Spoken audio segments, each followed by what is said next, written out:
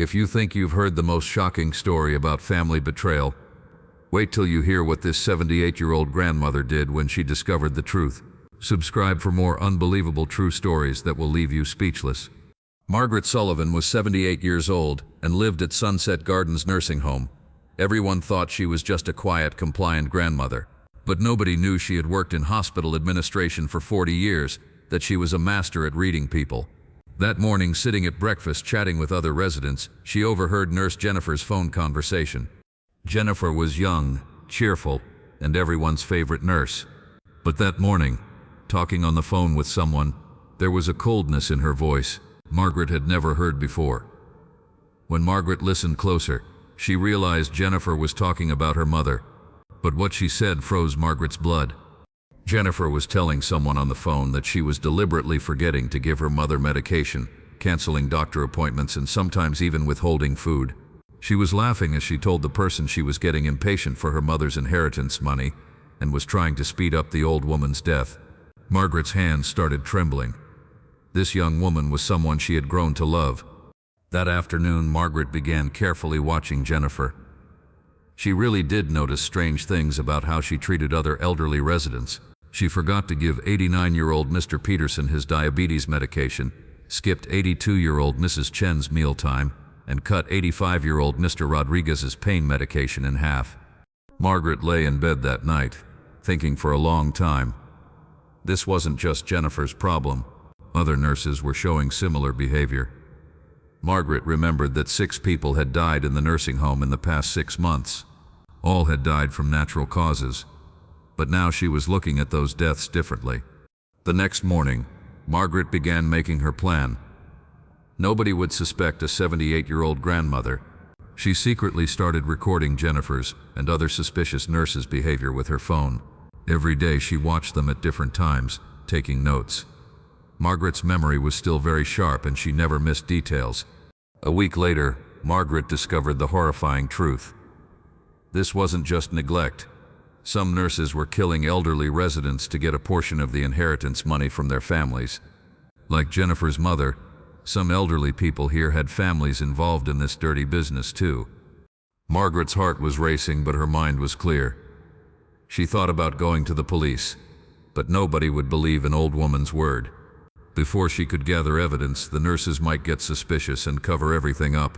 That's when Margaret decided to create her own justice system. Jennifer would be her first target. Margaret had learned Jennifer's daily routine, her weak points, her fears. Her plan was simple but effective. She would use Jennifer's relationship with her mother to teach her a very harsh lesson. But wait, there's more to this than just revenge.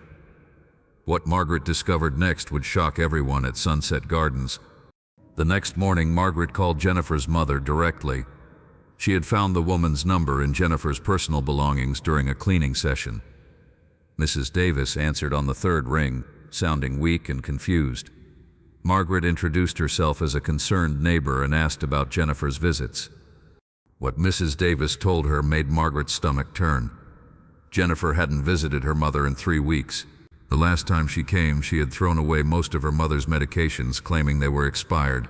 She had also taken her mother's checkbook and credit cards for safekeeping.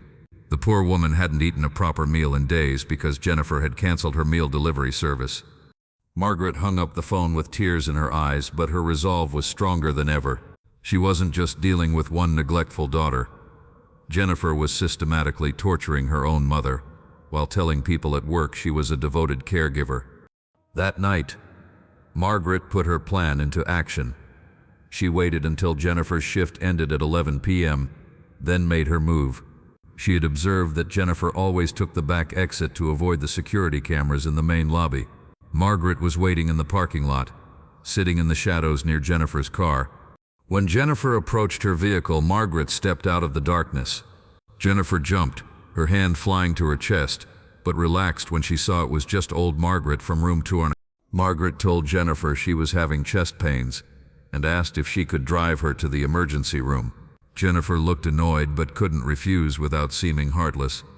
She helped Margaret into the passenger seat, complaining about how late it was and how she had plans.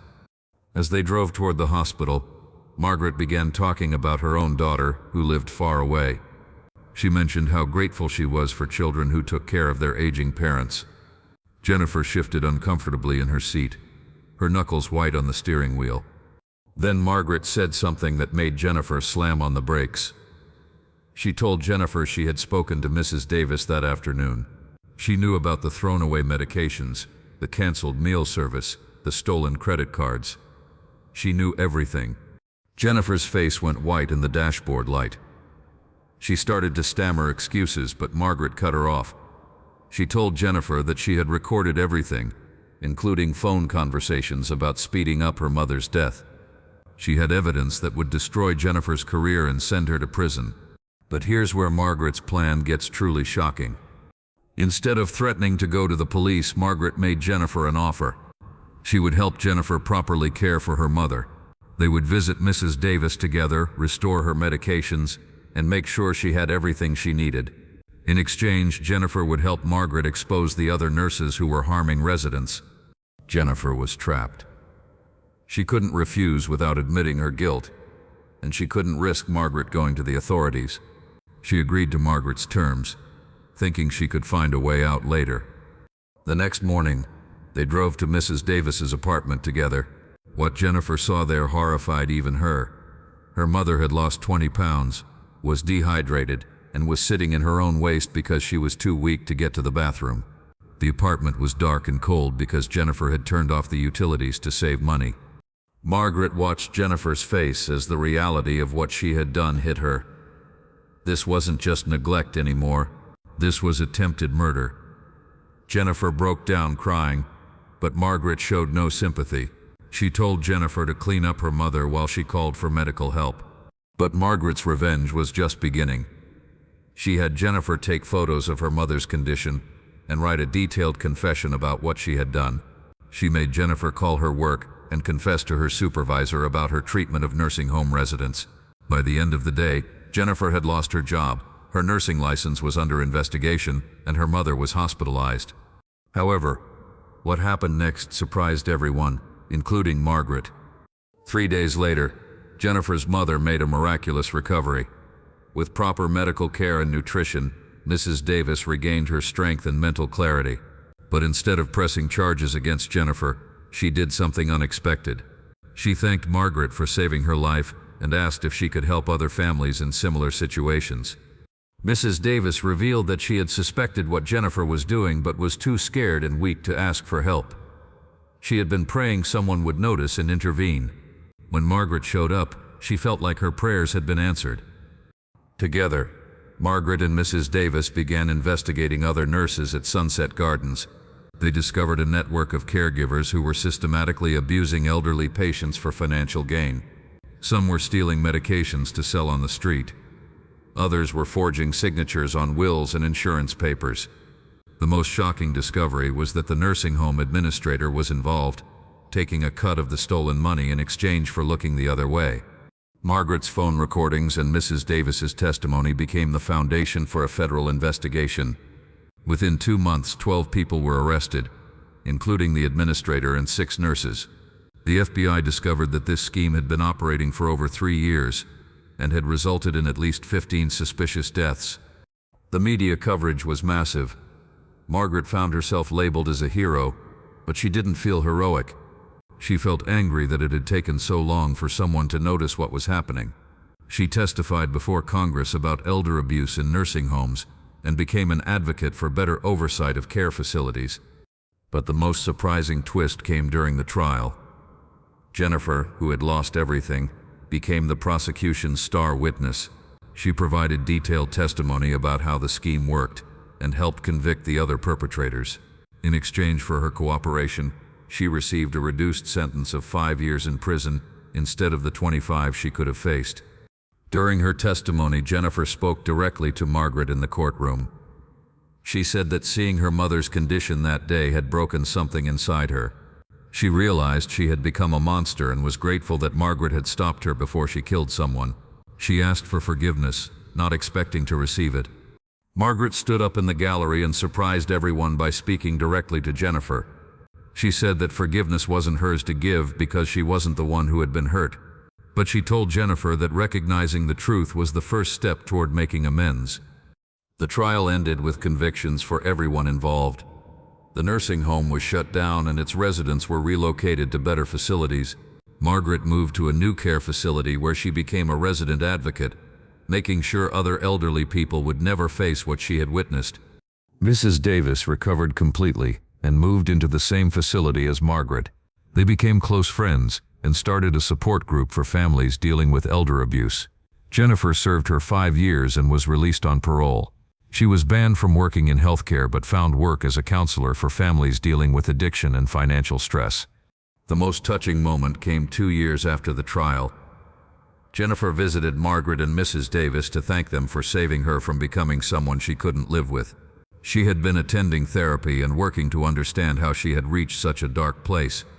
She told them that seeing her mother's condition that day had been the wake-up call she needed to get help. Margaret realized that her revenge had become something more powerful than punishment. It had become redemption. By forcing Jennifer to face the consequences of her actions, she had given her a chance to become a better person. Not everyone who hurts others gets that opportunity, but sometimes the greatest justice is helping someone find their way back to their humanity. Today, Margaret is 82 and still lives at Peaceful Meadows Care Center. She serves on the facility's oversight committee and regularly speaks at conferences about elder abuse prevention. Her room is filled with letters from families thanking her for her advocacy work. She keeps a photo on her nightstand of herself and Mrs. Davis at last year's Christmas party, both smiling and healthy. The story of Margaret's revenge became a documentary that aired on HBO and led to new federal regulations for nursing home oversight. But Margaret says the real victory wasn't the convictions or the media attention. It was the knowledge that 15 families got justice for their loved ones, and that other elderly people would be safer because someone finally paid attention. But here's what nobody expected about the investigation that followed. When the FBI raided Sunset Gardens, they discovered something even more shocking than the inheritance scheme. Hidden in the administrator's office computer, investigators found detailed records going back 7 years. The conspiracy wasn't just about money. Some of the nurses were part of an underground network that was selling elderly patients' personal information to identity thieves and insurance fraudsters. Margaret's recordings had accidentally captured conversations about fake medical procedures being billed to Medicare. Nurses were claiming to provide services that never happened, splitting the fraudulent payments with the facility's billing department. The elderly residents were being used as cash cows in multiple ways, and nobody had noticed because their families trusted the system. The investigation expanded to include 12 other nursing homes across 3 states. Federal agents discovered that this network had stolen over $8 million from Medicare and Medicaid programs over 5 years. They had also facilitated the theft of 247 elderly people's identities, leading to credit card fraud, bogus loan applications, and tax refund theft. What made Margaret's evidence so powerful wasn't just the recordings. It was her detailed notebook where she had tracked medication schedules, visitor patterns, and staff behavior. Her 40 years of hospital administration experience meant she understood exactly what proper care looked like, and she had documented every single violation. During the federal trial, prosecutors called Margaret's notebook the most comprehensive piece of elder abuse evidence they had ever seen. Every page was filled with times, dates, and specific incidents. She had even noticed that certain residents received substandard care right before their families visited, making them appear sicker than they actually were. The most heartbreaking discovery came when investigators interviewed families of the 15 residents who had died. Many reported that their loved ones had suddenly become confused or agitated in their final weeks, desperately trying to tell them something was wrong. Family members had dismissed these concerns as dementia or natural decline, not realizing their relatives were trying to report abuse. One family discovered that their father had hidden notes under his mattress describing how nurses were stealing his pain medication and replacing it with aspirin. Another woman found a letter her mother had tried to mail, begging for help and describing how she was being punished with cold food and ignored call buttons when she complained about her treatment. These discoveries haunted Margaret more than anything else. She realized that many residents had tried to speak up, but nobody had listened. The abuse had continued because society had written off elderly people's complaints as confusion or dementia. Margaret made it her mission to ensure that would never happen again. The civil lawsuits that followed resulted in $43 million in settlements for families, but Margaret insisted that money wasn't the point. She used her portion of the settlement to establish the Elder Voice Foundation, which trains family members to recognize signs of institutional abuse and provides legal support for whistleblowers.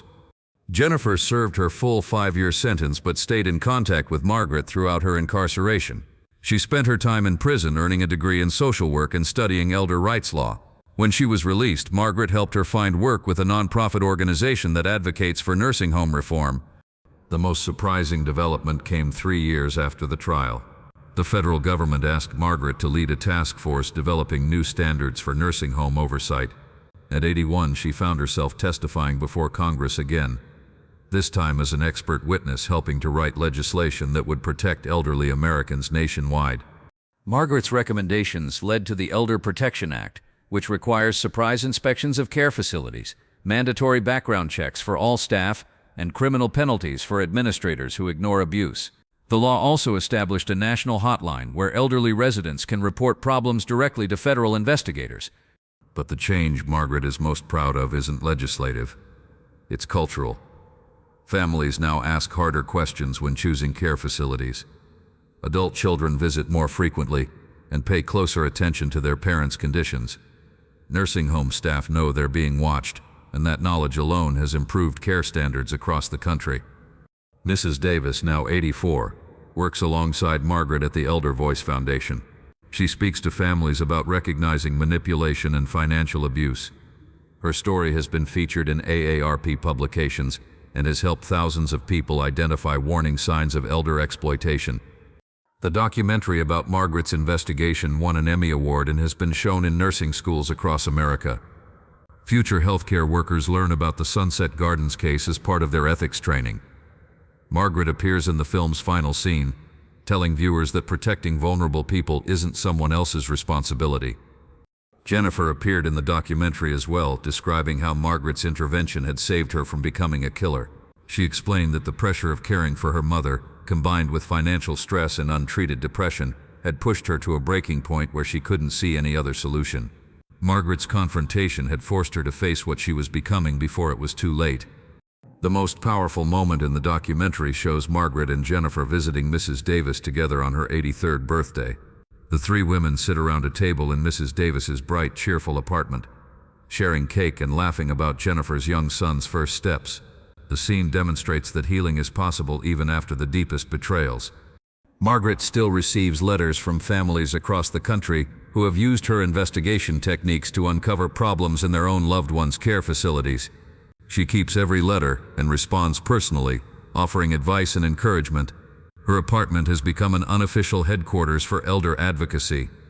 Last month, Margaret celebrated her 82nd birthday, surrounded by friends, fellow advocates, and 3 generations of the Davis family.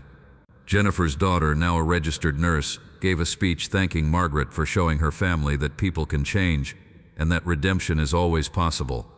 The birthday party was held at Peaceful Meadows Care Center, where Margaret has lived for 4 years. The facility is now considered a model for elder care, with transparent policies, family involvement, and resident advocacy programs. Margaret serves on the oversight board and conducts monthly resident interviews to ensure everyone feels heard and protected. As Margaret blew out her birthday candles, she made a wish that she shares every year. She wishes for a world where elderly people are valued, protected, and listened to, where families stay involved in their loved ones' care, where staff members see residents as whole human beings with stories, fears, and hopes. At 82, Margaret Sullivan has learned that age is not a barrier to making a difference. Her investigation didn't just expose one conspiracy. It sparked a nationwide movement that has changed how America protects its most vulnerable citizens. She proved that one determined person, armed with compassion and courage, can create justice that reaches far beyond their own situation. Margaret keeps a handwritten note on her refrigerator from a 6-year-old girl whose great-grandmother's care improved after Margaret's advocacy work. The note says, "Thank you for helping my Grammy feel safe." Margaret reads that note every morning and remembers why her fight continues. Sometimes the most powerful revenge isn't destroying your enemy. Sometimes it's saving them from destroying themselves, then working together to protect others from the same fate. Margaret Sullivan learned that at 78 years old, it's never too late to fight for what's right, and that justice served with compassion can heal wounds that punishment alone never could.